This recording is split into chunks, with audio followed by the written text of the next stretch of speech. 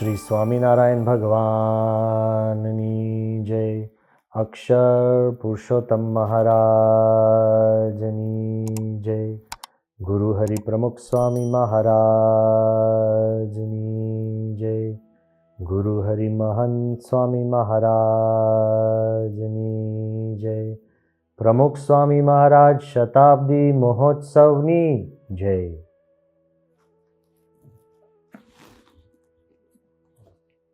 સ્વામિનારાયણ હરે વચનામૃત ગઢડા પ્રથમ પ્રકરણનું 27મું. ભગવાન અખંડ નિવાસ કરી રહે તેવી સમજણનું.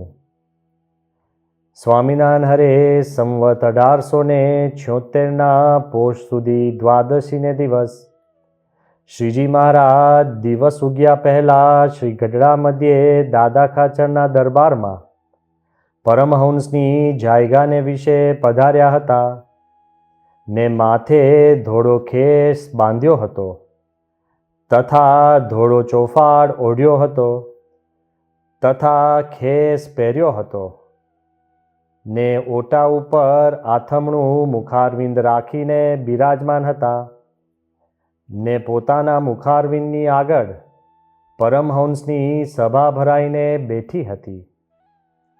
પછી શ્રીજી મહારાજ અર્ધ ઘડી સુધી પોતાની નાસિકાના અગ્ર સામું જોઈ રહ્યા ને પછી બોલ્યા જે પરમેશ્વરને ભજવાની તો સર્વને ઈચ્છા છે પણ સમજણમાં ફેર રહે છે.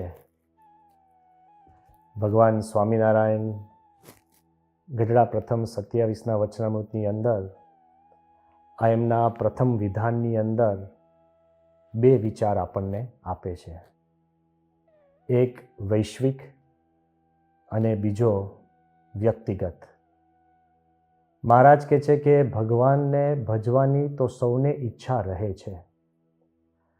It is like a global desire, universal desire કે સૌની ઈચ્છા છે કે ભગવાન ભજીએ, પણ સમજણમાં ફેર રહે છે. એ સમજણ જે વિષય છે એ વ્યક્તિગત છે. ભગવાન ભજવા એ સૌની ઈચ્છા છે પણ વ્યક્તિગત સમજણના આધારે ફેર રહે છે. મહારાજ જે આ વાત કરે છે કે આ વિશ્વની અંદર ભગવાનમાં માનનારા લોકો પણ પોતપોતાની સમજણ પ્રમાણે નાના મોટા ભેદ ઊભા થતા હોય છે. વેદ ઉપનિષદ કાળથી ઋષિ મુનિઓએ આપણને એક વાત સ્પષ્ટ કહી છે કે એકમ સત વિપ્રાહ બહુધા વદંતી, કે પરમ સત્ય કહેતા કે ભગવાન એ પોતે એક જ છે. There is one God.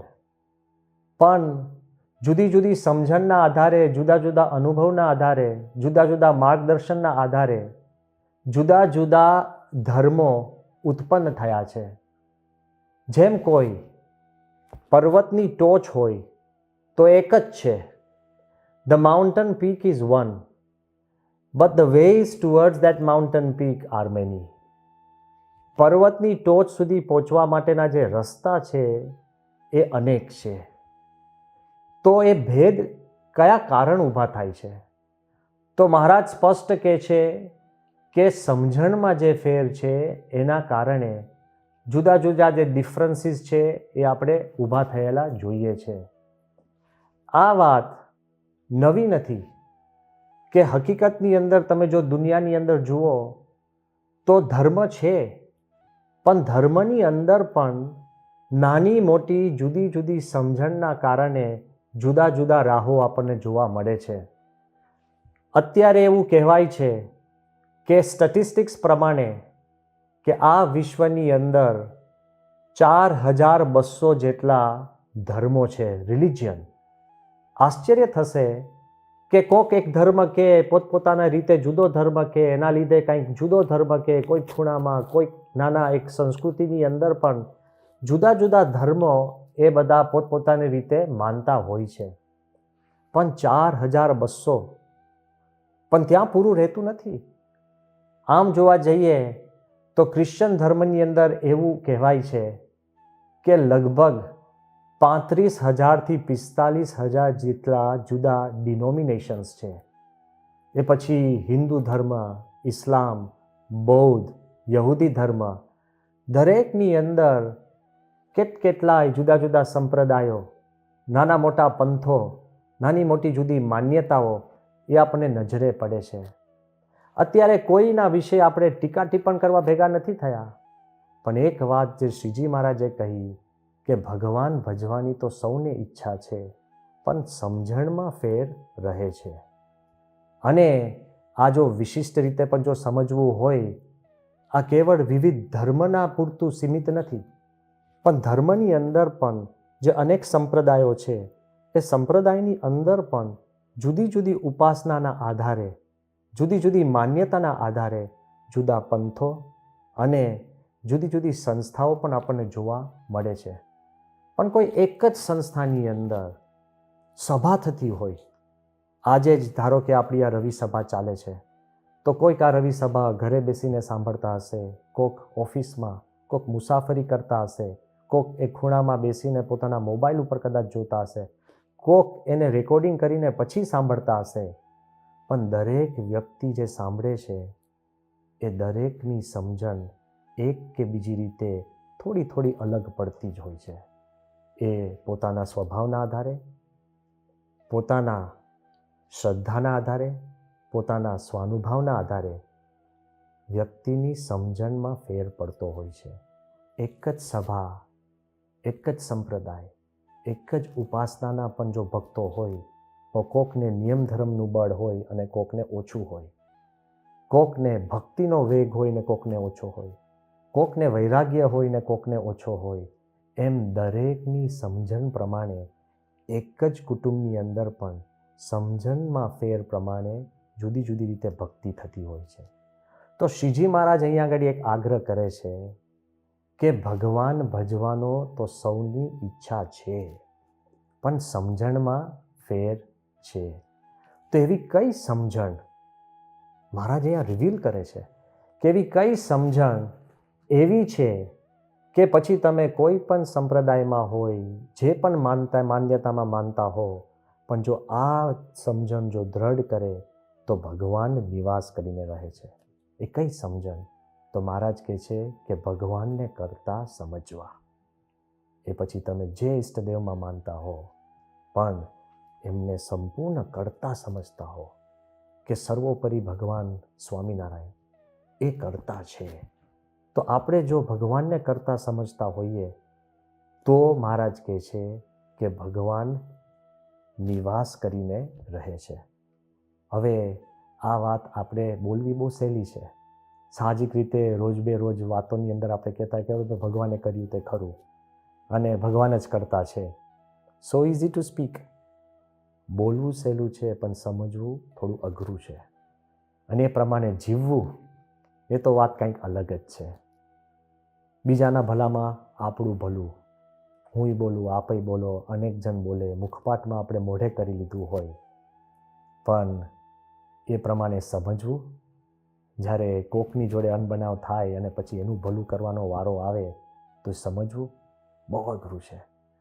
અને એ પ્રમાણે સમગ્ર જીવન જીવવું, બીજાના ભલામાં આપણું ભલું, એ તો પ્રમુખ સ્વામી સિવાય કોઈક જૂજ જ કરી શકે. It's almost impossible. સ્વામીએ આખી જિંદગી બીજાનું ભલું કર્યું છે. જે વાત કદાચ બોલવી સહેલી છે, સમજવી અઘરી છે, પણ એ પ્રમાણે જીવન જીવવું એ તો ખૂબ જ અઘરું છે. ઘણીવાર આપણે વાત નથી કરતા કે સત્ય બોલવું, બોલી જવાય. સત્ય સમજવું અને આખી જિંદગી સત્ય પ્રમાણે જીવવું કેટલું કપરું પડી જતું હોય છે. આ કેવું છે કે ઘણીવાર આપણે કોકના ઘરે જઈએ તો એના સિટિંગ રૂમ, ડ્રોઈંગ રૂમની અંદર બહુ જ મોટા આખું દિવાલ ભરી જાય એવા મોટા મોટા જંગલના ચિત્રો હોય, કદાચ સિંહ વાઘના પણ એવા ચિત્રો હોય, પર્વતની, હિમાલયના મોટા મોટા ચિત્રો હોય કે ચંદ્રના ચિત્રો હોય. હવે ચિત્ર જોવા બહુ સહેલા છે. લોકોને લાગે કે આ પર્વતને ચાહે છે કે આ કુદરતના ઈશ્કી છે કે પછી એને સિંહ અને વાઘ જેવી શૂરવીરતા એને ગમે છે, પણ એ ચિત્ર જોવા સહેલા છે. એક દિવસ પણ જંગલમાં કાઢવો ને કેટલો અઘરો પડે છે, અને આખી જિંદગી જંગલમાં કાઢવી અશક્ય. એમ સિંહના ચિત્રો બહુ સહેલા છે, સિંહની સામે બેસવું ઇટ્સ અ ચેલેન્જ, અને આખી જિંદગી સિંહને ભેગા રાખીને જીવવું ઇમ્પોસિબલ. સુંદર આપણને ચંદ્રના ચિત્રો દેખાય, રોમેન્ટિક અને રોમાંચક, પણ ચંદ્ર ઉપર જવું અને ત્યાં રહેવું અને આખી જિંદગી કાઢવી હોસ્ટાઇલ છે, વેરી ડિફિકલ્ટ છે. તો એ જ વાત હું અત્યારે કરવા માનું છું કે ભગવાન કરતા છે બોલવું બહુ સહેલું છે, પણ એ પ્રમાણે સમજવું ને એ બહુ મોટી ચેલેન્જ છે. ઘણા સમય પહેલાં જ્યારે ભારતમાં આપણે કારગિલનું યુદ્ધ છેડાયું ત્યારે એવા કેટલાય લોકો અમને મળ્યા છે, અને એકાદ તો એટલા બધા કેફમાં બોલે કે ભાઈ કારગિલ જવું જોઈએ, આપણે ત્યાં કારગિલ જઈ ઊભા રહી જવું જોઈએ. અને કોઈકે કીધું પણ કોણ જાય, તો કે હું જાઉં, હું જઈશ, મારે જવું છે કારગિલ. હવે બોલતા હતા બહુ કેફમાં, પછી ત્યારે ખબર પડી કે ભર બપોરે ટોપી અને 2 શાલ લઈ ઓઢીને ફરતા હોય એ કારગિલ શું જાય. બોલવું સહેલું છે, સમજવું અઘરું છે, અને એ પ્રમાણે જીવવું તો બહુ જ અઘરું છે. એમ ભગવાન કરતા માનવા તો શ્રીજી મહારાજ અહીંયા કહે છે કે કેવી રીતે માન્યતા માનવી જોઈએ એ મહારાજ વિશે સમજાવે છે. પરમેશ્વરને ભજવાની તો સૌને ઈચ્છા છે, પણ સમજણમાં ફેર રહે છે. માટે જેની આવી સમજણ હોય તેના હૃદયમાં ભગવાન સર્વે પ્રકારે નિવાસ કરીને રહે છે.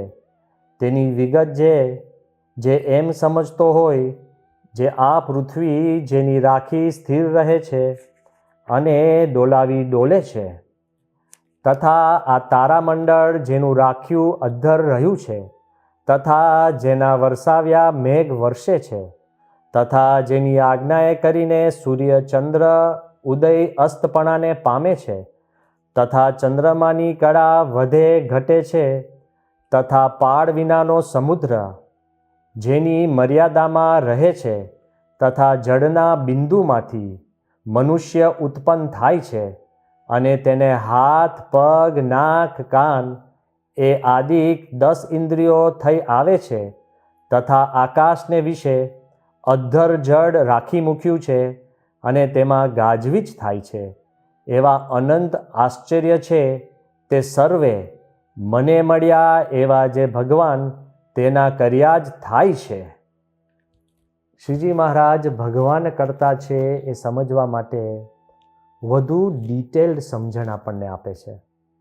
મહારાજ પહેલી વાત કરે છે the wonders of the universe. આ બ્રહ્માંડના જે આશ્ચર્યો છે એનો વિચાર કરો. અને મહારાજ એમાં આગ્રહ કરે છે કે જેમ સૂર્ય, ચંદ્ર અને અનેક જે ગ્રહો છે અને સૂર્ય ચંદ્રની ગતિ છે, આકાશની અંદર એ અધ્ધર રહ્યા છે, તો મહારાજ કહે છે કે એનો પણ આપણે વિચાર કરવો જોઈએ કે કઈ શક્તિથી. આમ જોવા જઈએ ને તો અત્યારે વિજ્ઞાન આપણને કહે છે કે આપણો જે એક સૂર્ય છે એવા આપણી ગેલેક્સીની અંદર 100 અબજ સૂર્યો છે, અને એવી બ્રહ્માંડની અંદર કેટલી ગેલેક્સીઓ છે તો 10 ટ્રિલિયન કહેતા કે 10,000 અબજ ગેલેક્સીઓ છે. અને તમે ખાલી કેટલા ચંદ્ર છે કહેતા કે સ્ટાર્સ છે એની જ જો તમે ગણતરી માંડો, આ ગણતરી કોઈ ચોક્કસ નથી, આ બધા અનુમાનો છે, કોઈ રૂબરૂ ગણવા ગયો નથી, and there is no way of physically verification. પણ અત્યારે જે વિજ્ઞાન જ્યાં સુધી પહોંચ્યું છે ત્યાં સુધી આપણને સમજાવે છે કે એકની પાછળ 27 મીંડા તમે લગાડો એનાથી પણ વધારે આ બ્રહ્માંડની અંદર સૂર્યો છે, અને એમાં પછી ગ્રહો, અને એમાં પછી નાની મોટી જે આપણે બીજી બધી જે આપણે કે વાતો અને અંદર જે આપણે વર્ણનો સાંભળીએ છીએ, પણ એ બધું અધ્ધર રહ્યું છે. તો મહારાજ કહે છે એ તો આપણે સમજવું પડે એ કે કોના આધારે. અને જ્યારે કોઈ પણ વૈજ્ઞાનિક એમાં જ્યારે ઊંડા ઉતરે છે ને ત્યારે પોતે આશ્ચર્યચકિત થઈ જાય છે. આઇઝેક ન્યૂટન એ પોતે લખે છે કે I believe in the God of order and not the God of chaos. કે ભગવાન છે એ સુવ્યવસ્થાના ભગવાન છે, અવ્યવસ્થાના નથી. એથિઝમ ઇઝ સો સેન્સલેસ. નાસ્તિકપણું એ અતિ મૂર્ખામી ભર્યું છે. It is senseless. અને એ આગળ ઉપર એનો ભાવાર્થ એવો કહે છે કે તમે જરા જુઓ તો ખરા કે સૂર્ય અને પૃથ્વીની વચ્ચેનું જે ડિસ્ટન્સ, પૃથ્વી અને ચંદ્ર વચ્ચેનું જે માપ, અને જે રીતે આ તારામંડળ અને ગેલેક્સીઝ જે ગતિમાન છે, તો એ કે કોઈને પણ એવો ઝાઝો વિચાર કરવો ન પડે કે આખી બધી જ વ્યવસ્થા એક ઈશ્વરીય શક્તિ કહેતા કે ભગવાને કરી છે. He is the God of order and not a God of chaos. તો જ્યારે વૈજ્ઞાનિકો પણ બુદ્ધિશાળી વિચારે છે ત્યારે કહે છે કે આની પાછળ ભગવાનની શક્તિ છે, તો મહારાજ આપણને એ જ સમજ જુદી ભાષામાં આપે છે કે વન્ડર ઓફ ધ યુનિવર્સ, બ્રહ્માંડને જે આશ્ચર્ય છે એનો તમે જો જરા વિચાર કરશો તો આપણને એક પ્રતીતિ થાય કે એની પાછળ ભગવાન અને ભગવાનની શક્તિ છે, કે એ જ કરતા છે. જુદી રીતે ઘણા વૈજ્ઞાનિકો જે નાસ્તિક હોય એવું વિચારતા હોય છે કે પ્રોબેબિલિટી, કે એક વસ્તુ ઘણી વાર કરો એટલે એ એવી રીતે ફરી થઈ શકે એવી શક્યતા છે જ. તો એને પણ ડિસ્પ્રૂવ કરવા માટે જેરી શ્રોડર્સ મંકી એક્સપેરિમેન્ટ છે. એવી વાત કરી કે આ બ્રહ્માંડની રચના થવી કેટલી અશક્ય છે કે તમે કોઈક એક રૂમની અંદર એક કમ્પ્યુટર અથવા કે ટાઈપરાઇટર જેની અંદર 26 ABCDના જે આપણા એક લેટર્સ છે, પછી કોમા, ફૂલ સ્ટોપ ને એવા જે બધા એના આકારો છે, એવું તમે લગભગ 30 કીનું એક કીપેડ કહેતા કે ટાઈપરાઇટરનું કીપેડ તમે ઊભું કરો અને કોઈક વાંદરો હોય એ પછી આડેધડ એ જે કંઈ એને જે કી દેખાય એ ટાઈપ કરે, તો એ આડેધડ ટાઈપ કરે એમાં એને કેટલી શક્યતા છે કે શેક્સપિયરનું એક કાવ્ય એક્ઝેક્ટલી શબ્દસહ લખી શકે. હવે આ શક્ય જ નથી. તો એ ગણતરી કરવા માટે વૈજ્ઞાનિકો એટલે મેથેમેટિશિયને વિચાર કર્યો કે તમે એક રૂમની અંદર તમે વાંદરો મૂકો અને પછી આડેધડ એ ચાંપો દાબ કરે તો એની કેટલી શક્યતા છે કે એ શેક્સપિયરની એક કાવ્ય અને પછી એનો એક મોટો સંવાદ, બીજી બધી પુસ્તકો તો બાજુ પર રાખો, પણ એ કરી શકે. તો એ લોકોએ વાત લખી કે શક્યતા એટલી નહીવત છે કે તમે આખા બ્રહ્માંડમાં જેટલા અણુઓ છે કે પરમાણુઓ છે, એવું કહેવાય છે કે 10⁸ એટલે એકની પાછળ 80 મીંડા લગાડો એટલા અણુ પરમાણુ છે. તો આ વાંદરા દ્વારા આડેધડ આકસ્મિક રીતે કોઈ પણ એક કાવ્ય રચાય એની શક્યતા કે એકની પાછળ 690 મીંડા લગાડો, એટલે બ્રહ્માંડમાં જેટલા અણુઓ છે, અણુ એના કરતાં પણ અનેક ઘણું મોટું બ્રહ્માંડ હોય, એટલો સમય અને એટલો ટાઈમ પસાર કરે તો પણ એક કાવ્યની રચના થઈ શકતી નથી, તો પછી જીવનની રચના કરવી એ કેટલું અશક્ય છે. બહુ સ્પષ્ટ રીતે કહે છે કે આ વાત આકસ્મિક રીતે શક્ય નથી અને એની પાછળ ભગવાનની અને ભગવાનની શક્તિ છે. પણ કોઈક એવો બુદ્ધિશાળી આપણને કહે કે આ ગ્રહો, આ ચંદ્ર, આ બ્રહ્માંડ એ તો ફિઝિક્સ કહેતા કે વૈજ્ઞાનિક કાયદાના આધારે એ બન્યું છે અને ટકે છે, લોઝ ઓફ ધ યુનિવર્સ. તો બીજો પ્રશ્ન થવો જોઈએ ને, તે કાયદા કોણે બનાવ્યા? બ્રહ્માંડ જો વૈજ્ઞાનિક કાયદાઓના આધારે થયું હોય તો પછી કાયદા કોકે રચ્યા હોય એના આધારે કંઈક બને તો કાયદા કોને બનાવ્યા? એની શક્તિ કઈ? કાં તમે બ્રહ્માંડ સામે જુઓ તો પણ ભગવાન નજરે આવે છે, અને બ્રહ્માંડના બનાવેલા કાયદાઓ સામે જુઓ તો એ કાયદાના રચનાર કોણ? ભગવાન જ છે.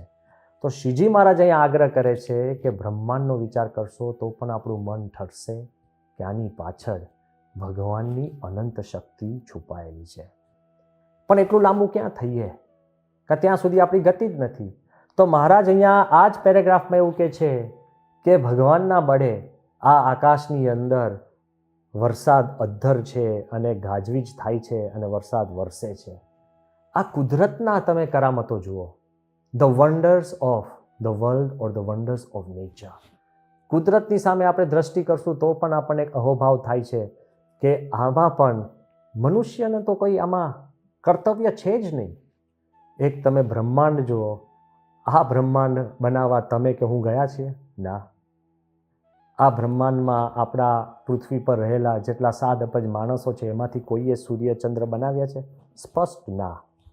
જેટલા મનુષ્ય થઈ ગયા એમાંથી કોઈ રાજા મહારાજા સમ્રાટોએ એને પણ બનાવ્યા છે? શક્ય જ નથી.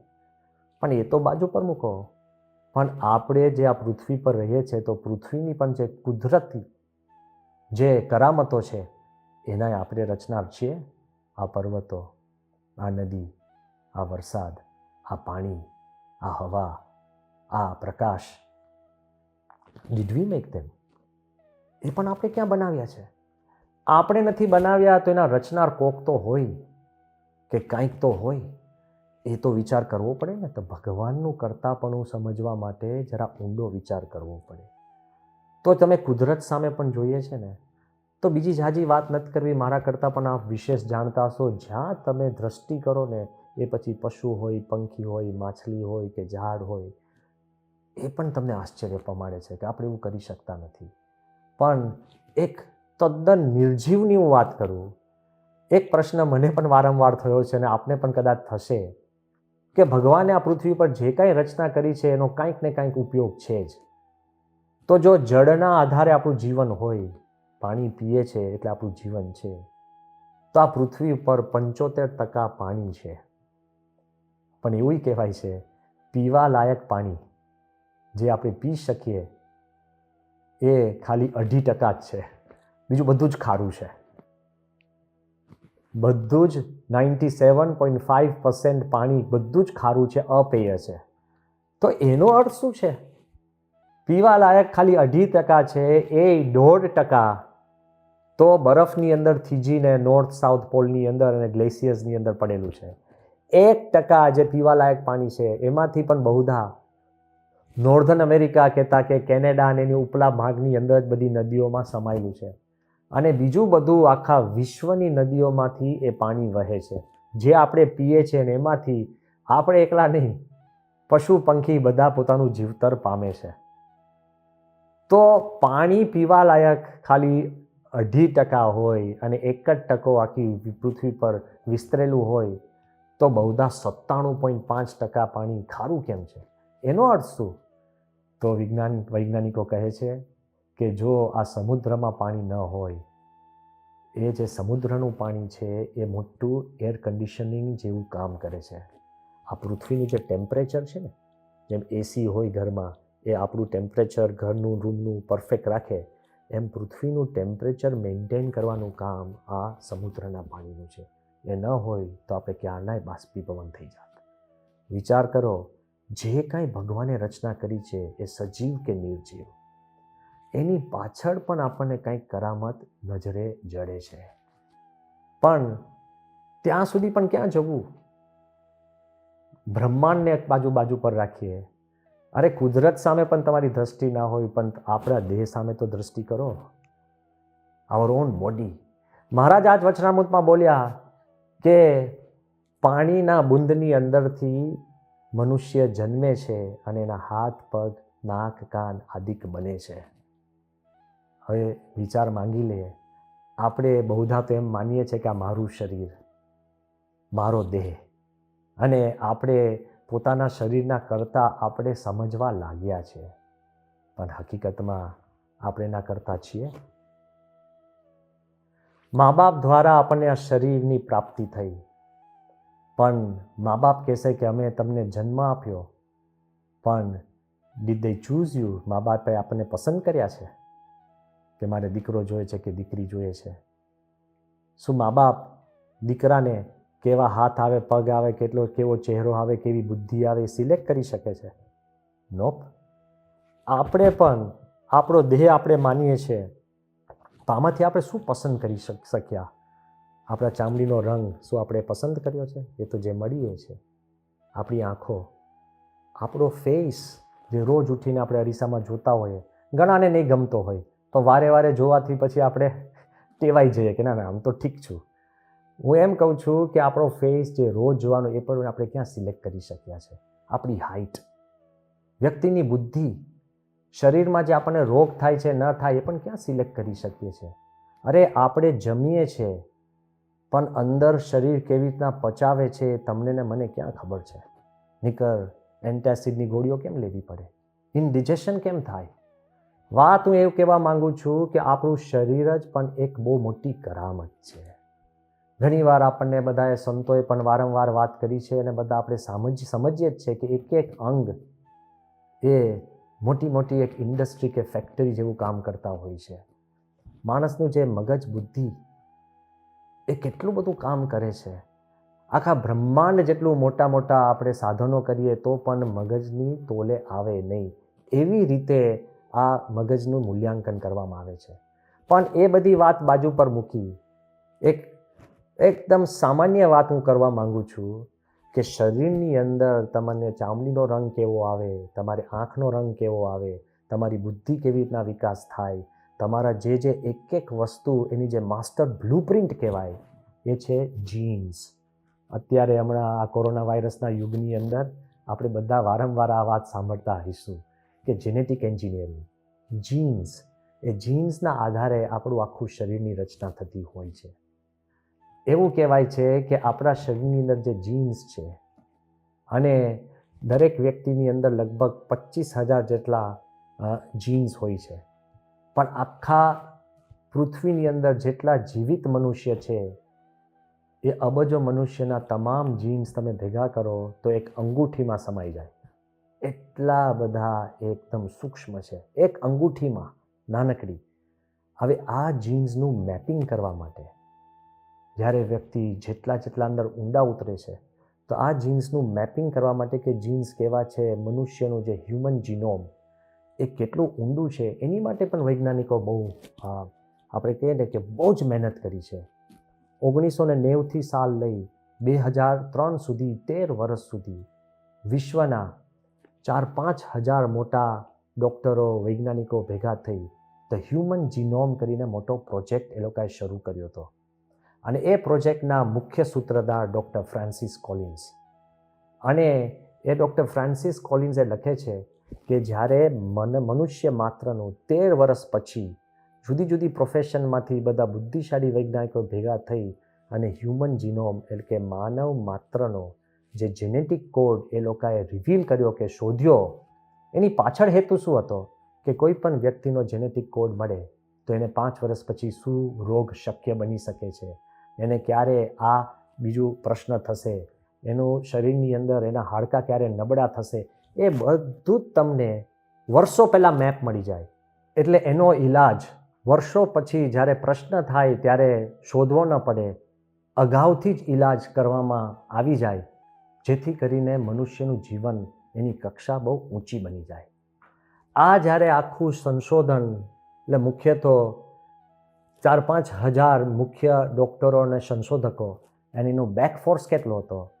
3,25,000 જેટલા રિસર્ચર્સ અને લગભગ અબજ ડોલર્સના ખર્ચો કર્યા પછી જ્યારે આખો હ્યુમન જીનોમ જ્યારે સંશોધન એનું પૂરું થયું તે વખતે ડૉક્ટર ફ્રાન્સિસ કોલિન્સ એક વાક્ય બોલ્યા.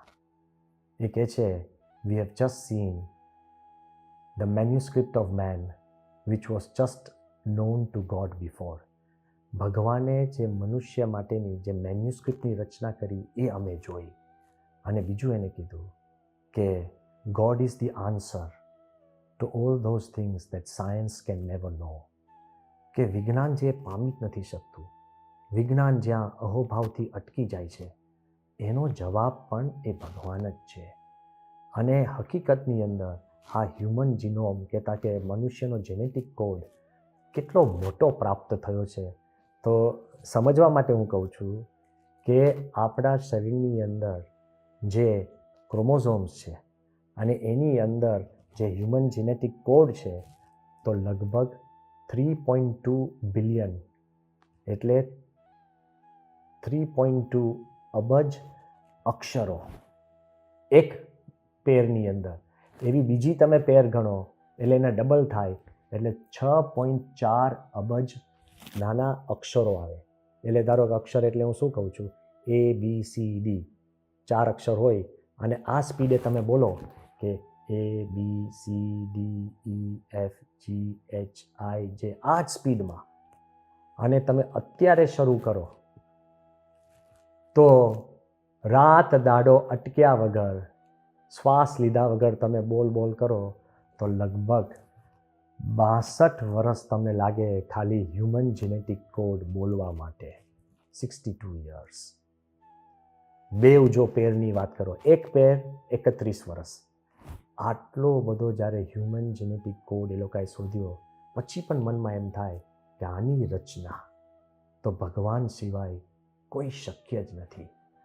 આખો સારાંશ તરીકે જે શ્રીજી મહારાજે વાત કરી એ જ જુદી રીતે આલ્બર્ટ આઇન્સ્ટાઈન વાત કરે છે. જ્યારે આલ્બર્ટ આઇન્સ્ટાઈનને 1930ની સાલની અંદર જોર્જ સિલ્વેસ્ટર વિવેરિક કરીને એક જર્મન પોએટ એ આઇન્સ્ટાઈનને મળે છે અને એને કહે છે કે ભાઈ આપની વિશે ચર્ચા બહુ થાય છે કે ભાઈ આપ ભગવાનમાં માનો છો, નથી માનતા. અમુક જગ્યાએ આપે કહ્યું છે કે હું વ્યક્તિ તરીકે ભગવાનમાં નથી માનતો પણ ભગવાનની શક્તિમાં હું માનું છું. તો હકીકતમાં આપ નાસ્તિક છો, આસ્તિક છો કે ભગવાનમાં માનો છો કે શક્તિમાં માનો છો? ત્યારે આઇન્સ્ટાઈને બહુ જ એક સારી વાત કરી, એનો હું ભાવાર્થ કહું છું આપને.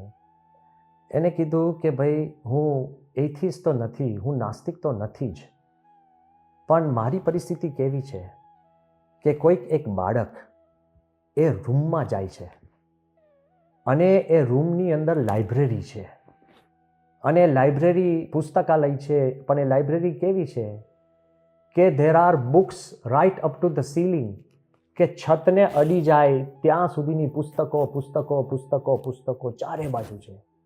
અતિ સુંદર પુસ્તકો છે અને દરેક પુસ્તકનું મથાળું એ જુદી જુદી ભાષામાં છે અને દરેક પુસ્તક જ્ઞાનથી તરબતર છે અને દરેક પુસ્તક એટલી પદ્ધતિસર ગોઠવાયેલી છે.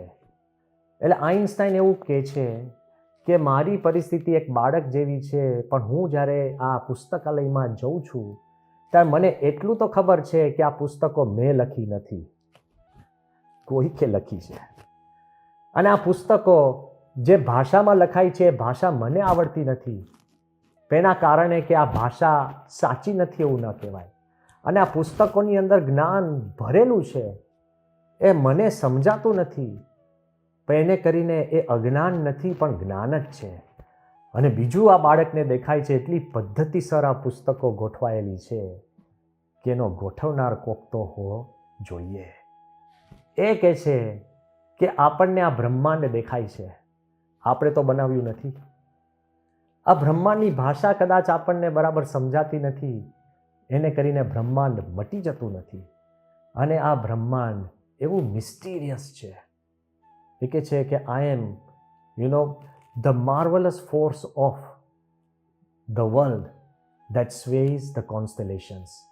કે મને એટલો બધો અહોભાવ થાય છે કે આ એક શક્તિ એવી છે કે જેના આધારે આખું આ બ્રહ્માંડ અને કુદરત એ બધું હલે છે. તો વિચાર માંગી લે છે.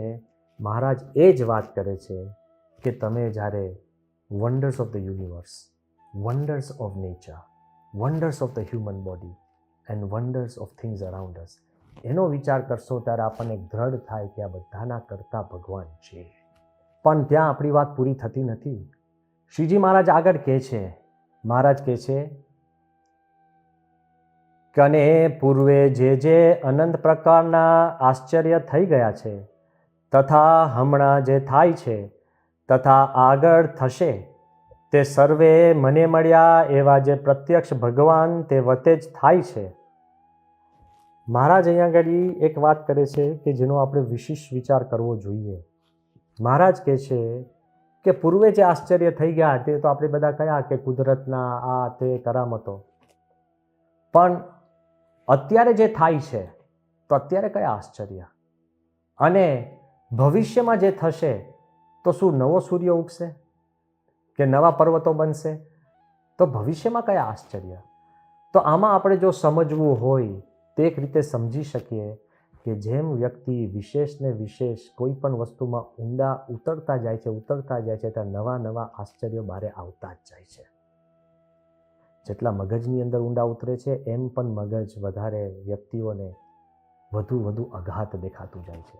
જેટલા બ્રહ્માંડની અંદર આપણે ઊંડા ઉતરીશું એમ પણ એ વધુ આશ્ચર્યજનક બનતું જશે. પણ અહીંયા મહારાજ કહે છે કે અને ભવિષ્યમાં પણ જે થશે. તો એક રીતે જો આપણે એનું અર્થઘટન કરવું હોય તો જેવા કુદરતનું આશ્ચર્ય છે ને એવા માનવ સર્જિત પણ આશ્ચર્ય છે. એટલે કદાચ તમે મને પૂછશો કે કયા,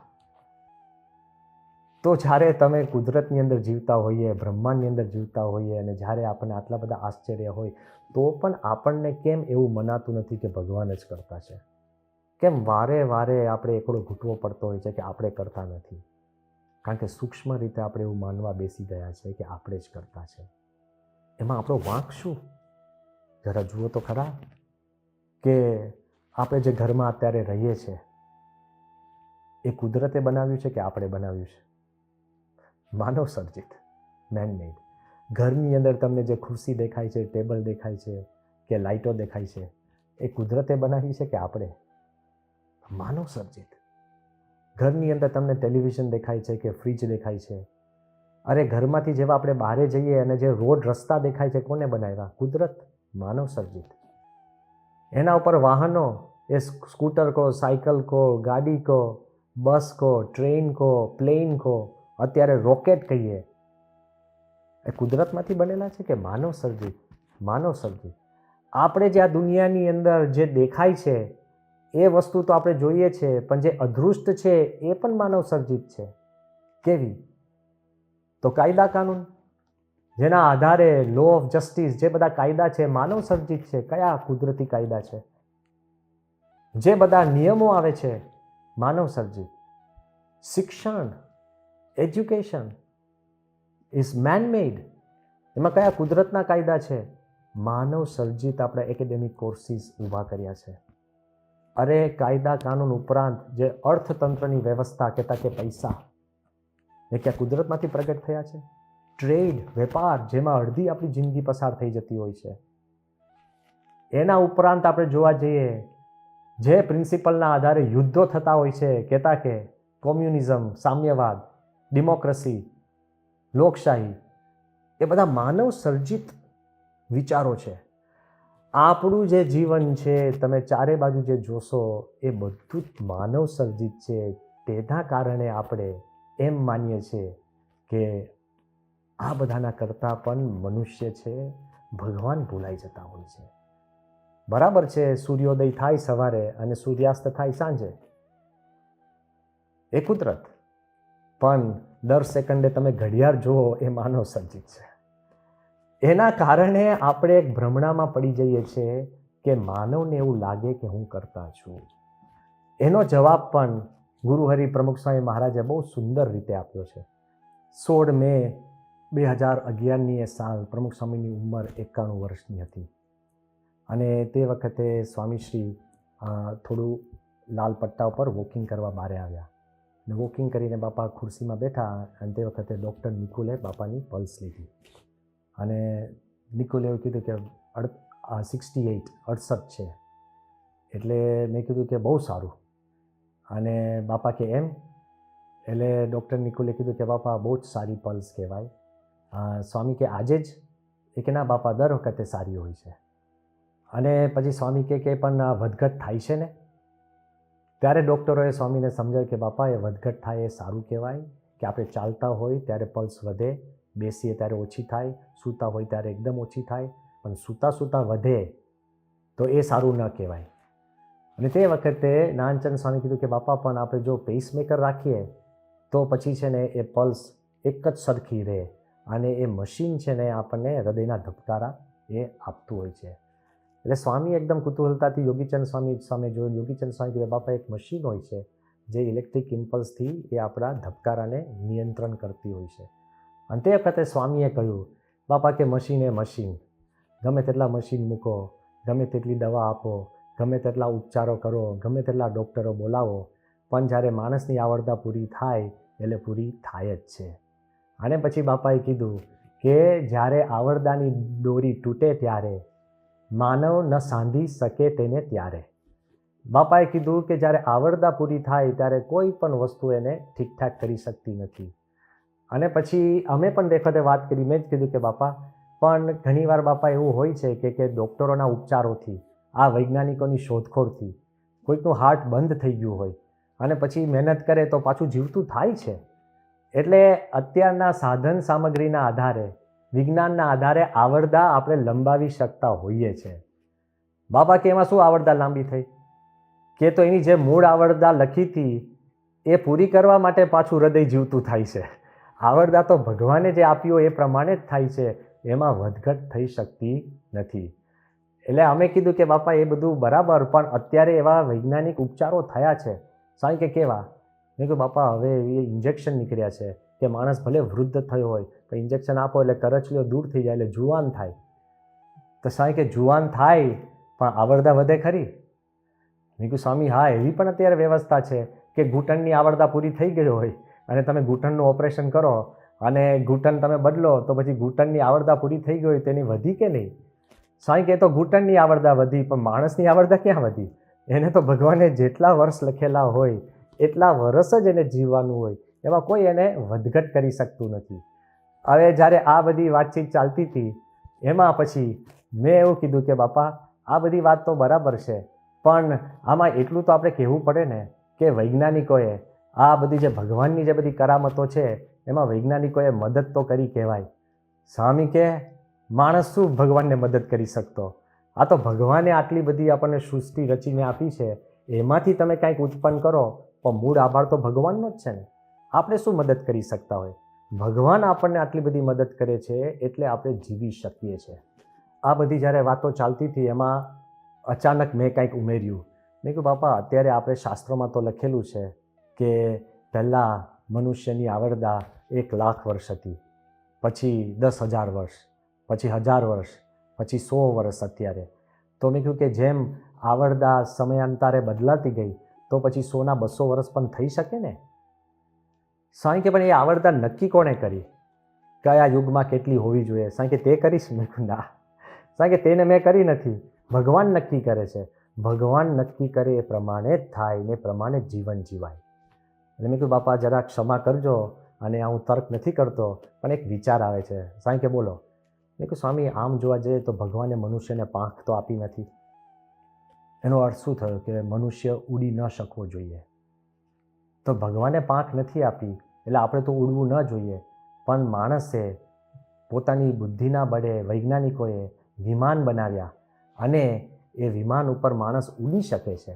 એટલે ભગવાન જ બધું નક્કી કરે છે એમ ક્યાંથી થયું? ભગવાને તો પાંખ આપી નથી પણ આપણે પાંખ બનાવીને ઉડતા તો થયા. તે વખતે સ્વામી કીધું કે તને એમ લાગે છે કે પાંખના બળે ઉડાય છે? સ્વામી કે બુદ્ધિના બળે ઉડાય છે. ભગવાને બુદ્ધિ આપી, એ બુદ્ધિમાંથી મનુષ્ય વિચાર કર્યો, એનાથી એ સંશોધન કરે છે. મૂળ એની પાછળ મનુષ્યની બુદ્ધિ છે. બુદ્ધિ કોણે આપી? જે કાંઈ ઇન્વેન્શન પણ થાય છે એ મનુષ્યની જો બુદ્ધિમાંથી આવતા હોય તો બુદ્ધિના આપનાર કોણ? અને પછી બાપા એવું સાહજિક બોલ્યા, સ્વામી કે આ મનુષ્ય કહે કે હું કરું પણ મનુષ્ય દેહ કોણે આપ્યો છે? જો એ વિચાર કરીએ તો જેટલા સંશોધનો પણ થયા અત્યારે તમે જુઓ તે પછી તમે મોબાઈલ કહો કે નેટવર્ક્સ કહો કે વેબ કહો કે પછી અત્યારે ઝૂમ કોન્ફરન્સ કહો, વર્ચ્યુઅલ રિયાલિટી કહો, જે કાંઈ સંશોધન થાય છે એ મનુષ્યના બુદ્ધિમાંથી થાય છે. એ બુદ્ધિ ભગવાને આપી છે. અરે મનુષ્ય દેહ આપણી જાતે આપણે રચી નથી શકતા, એ પણ ભગવાને આપણને આપ્યો છે. અંતે તો બ્રહ્માંડથી લઈ અને આપણા સૂક્ષ્મ વિચારો પણ લઈએ એ બધાના જ કરતા ભગવાન છે એવું જે માનતા હોય તો એમાં ભગવાન અખંડ નિવાસ કરીને રહે છે એવી દ્રઢપણે માન્યતા. ખાલી બોલવું નહીં પણ એવી સમજણ, એવી કેવળ સમજણ નહીં તો એ પ્રમાણે જીવન જીવવાની વાત આવી. અને આગળ ઉપર શ્રીજી મહારાજ કહે છે, અને વળી પોતે એમ જ સમજતો હોય જે ચાહે કોઈ મારી ઉપર ધૂળ નાખો, ચાહે કોઈ ગમે તેવું અપમાન કરો, ચાહે કોઈ હાથીએ બેસાડો, ચાહે કોઈ નાક કાન કાપીને ગધેડે બેસાડો, તેમાં મારે સંભાવ છે. મહારાજ કહે છે કે જ્યારે એમની એવી સ્થિતિ થાય કે ભગવાનને જ કરતા સમજે અને બધું જ ભગવાન કરે છે.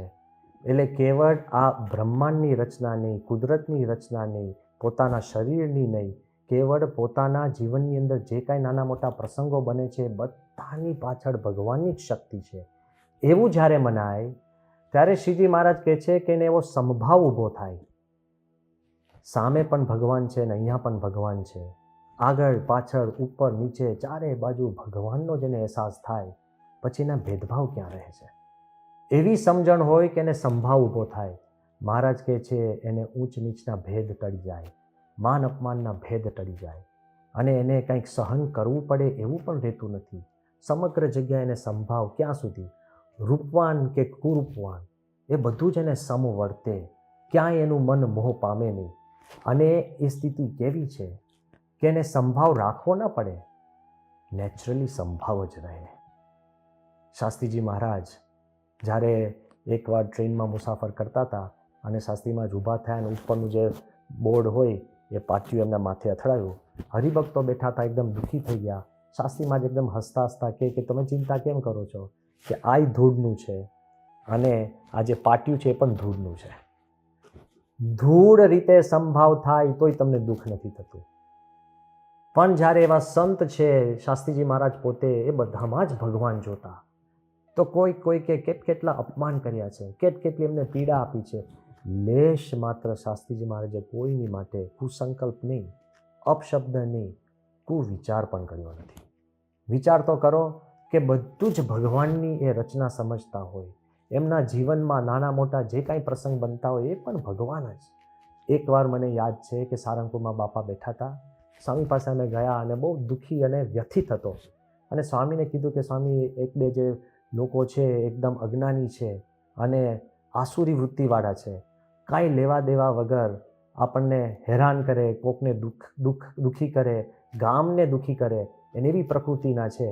એટલે તે વખતે સ્વામીએ કીધું કે મેં કીધું કે બાપા આપણે કોઈનું બગાડ્યું નથી, કોઈનો વાંક નથી, તો આપણને શેની માટે આવું દુઃખ કરતા હોય. સ્વામી કહે કે આ બધી બાબતના કરતા મહારાજ અને શાસ્ત્રીજી મહારાજ જ છે.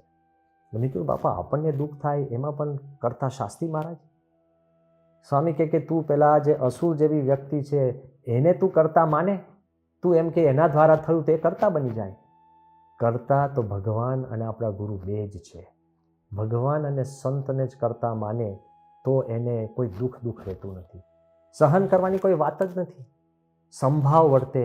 અને મહારાજ આ વચનામૃતમાં કહે છે કે સમર્થ થકા ઝરણા, સામાન્યમાં પણ સામાન્ય વ્યક્તિ એમનું જો અપમાન કરી જાય કે દુઃખ દઈ જાય કે હેરાન કરે તો પણ એને ભગવાનની પ્રસાદી માનીને એ સહન કરી શકે છે, એ આવકારી શકે છે. કેમ? જ્યારે ભગવાન અખંડ નિવાસ કરીને રહેતા હોય ત્યારે એના જીવની અંદર કોઈ ભેદભાવ નથી, પોતાને નાનામાં નાના માને. મને યાદ છે કે 2009ની સાલની અંદર પ્રમુખ સ્વામી મહારાજ બોચાસન બિરાજમાન હતા અને તે વખતે બોચાસનની અંદર સંયોજન સમિતિની મિટિંગ ચાલતી હતી અને બાપા મિટિંગમાં જેવા આવવા ગયા અને વિવેક સાગર સ્વામીએ કીધું કે બાપા હમણાં ઉભા રહો, 5 મિનિટ પછી આવો. કાંઈ પૂછ્યા વગર એમણે જ મિટિંગ બોલાવી હતી, તો પણ સ્વામી તરત પાછા ગયા અને અંદર પત્ર લખવા બેઠા. મૂળ તો એ મિટિંગની અંદર ચાંસદ ગામમાં જમીનો લેવી ના લેવી એની ચર્ચા ચાલતી હતી અને સામાન્ય રીતે ચાંસદની વાત આવે તો બાપા એમાં વાત જ ના કરે, ભળે જ નહીં અને કાંઈ ચર્ચા થઈ જ ન શકે. એટલે સ્વામી અંદર ગયા અને હું જ્યારે સ્વામીને અંદર જઈને મળવા ગયો, મેં કહ્યું બાપા આ તો આપ આવ્યા તે વખતે છે ને ચાંસદની વાતો ચાલતી હતી, એટલે પછી આપને એમાંથી બાકાત રાખવાના હતા. અને સ્વામી આમ હસતા હતા એટલે મેં કહ્યું કે બાપા આમ તો આપ પરના પર છો, હું તો સ્વામીને કોઈ બાદ નથી, એટલે હું એવું કહેવા ગયો કે બાપા આમ તો આપ પરના પર છો. ત્યારે સ્વામી એકદમ હસવા લાગ્યા અને સ્વામી કે સ્વામીએ જમણા હાથની આંગળી ઊંચી કરી અને એકદમ નીચા વળીને છેક નીચી કરી અને પછી બાપા કહે, સ્વામી કે હું તો સૌથી નીચામાં નીચો છું, સંતોની ચરણરજ છીએ, અમે સાધુ છીએ એટલે સૌથી નાનામાં નાના છીએ. વિચાર કરો કે પ્રમુખ Swami Maharaj almost 90 years old અને આખી સંપ્રદાયને આટલો બધો વિશ્વફલક પર વિકસાવીને આટલા કાર્ય કર્યા પછી પણ એ માની શકતા હોય પોતે નાનામાં નાના છે. ભગવાન એ હૃદયની અંદર અખંડ નિવાસ કરીને રહે છે, જેથી કરીને એને ઊંચ નીચનો કોઈ ભેદ નથી. એને સારા નરસાનો પણ કોઈ ભેદ નથી. એના દિલની અંદર સંપૂર્ણ સમભાવ વર્તે દરેક માટે, દરેક પરિસ્થિતિ માટે. પ્રમુખ સ્વામી મહારાજ એમ સતત માનતા હતા કે આ બ્રહ્માંડ નહોતા બરાબર, પણ પોતાના જીવનની એક એક ક્ષણના પણ કરતા ભગવાન જ છે, જે ભગવાન એમના હૃદયમાં છે. અને એ કરતા પ્રત્યક્ષ ગુરુ હરિરૂપ કહેતા કે શાસ્ત્રીજી મહારાજ યોગીજી મહારાજને માનતા. કારણ કે ભગવાન એમાં અખંડ નિવાસ કરીને રહેતા હોય તો ભગવાન આકાશમાં ક્યાં શોધવા જવા? અરે મારો પ્રશ્ન એ છે કે આજે કેટલાય લોકો પોતાની બુદ્ધિના મદમાં પોતાની જાતને કરતા માનતા હોય છે. એમાં પ્રશ્ન નથી. કોઈ નાસ્તિક હોય એ કોઈને કરતા માનતા નથી, તો એમાંય પ્રશ્ન નથી.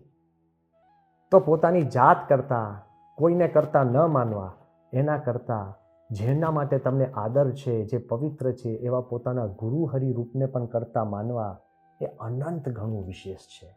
મહારાજ કહે છે કે એ જે ભગવાન એ આકાશમાં છે એવું નહીં, ત્યાં પણ છે, ભગવાનના ધામમાં છે, પણ મને જે પ્રત્યક્ષ ગુરુ હરિરૂપ મળ્યા, કહેતા કે ગુરુ હરિ પ્રમુખ સ્વામી મહારાજ, ગુરુ હરિ મહંત સ્વામી મહારાજ, એમાં ભગવાનની તમામ શક્તિ પ્રગટ છે.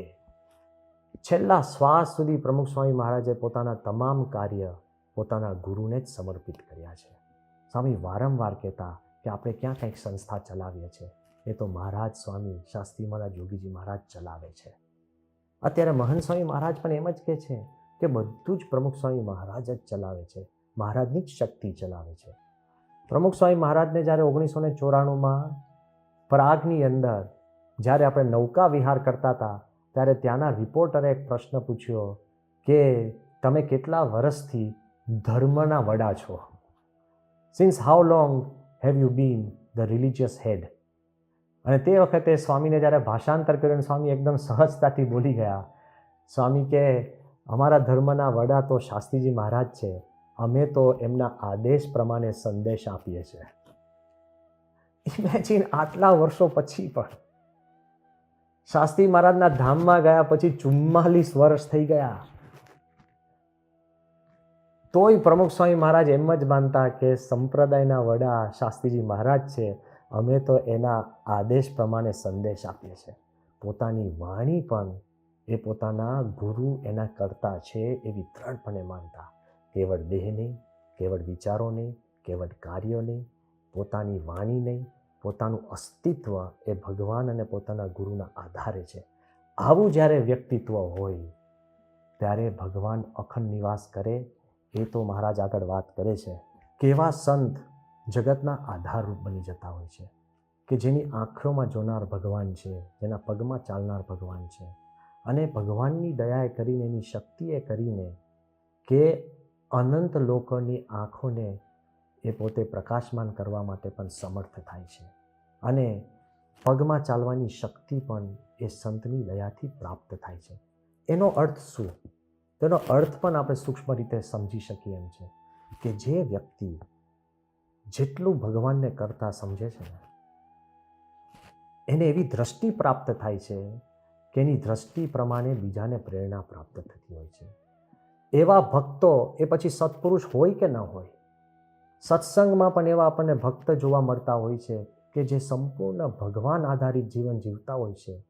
તો એ પોતે પણ એવી એક વિઝન, ડાયરેક્શન અને એક ઇન્સ્પિરેશન પ્રાપ્ત કરે છે કે બીજાને એના દ્વારા વિઝન મળે છે, ડાયરેક્શન મળે છે અને ઇન્સ્પિરેશન મળે છે.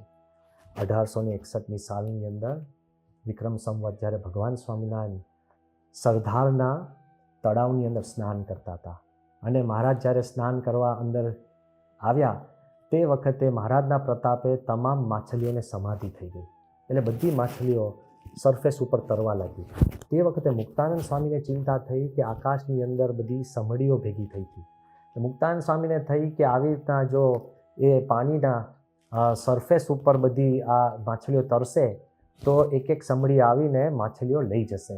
એટલે મુક્તાનંદ સ્વામીએ મહારાજને વિનંતી કરી કે હે મહારાજ, કે જરા દયા કરો, ઉપર સમડીઓ દેખાય છે, આપ આ બધી માછલીઓને સમાધિમાંથી બહાર લાવો, નહીંતર સમડીઓ લઈ જશે. અને તે વખત શ્રીજી મહારાજ કહે છે કે આ બ્રહ્માંડમાં ધાર્યું ભગવાનનું થાય છે. એની ઈચ્છા વગર એક સૂકું પાંદડું પણ હલી શકતું નથી.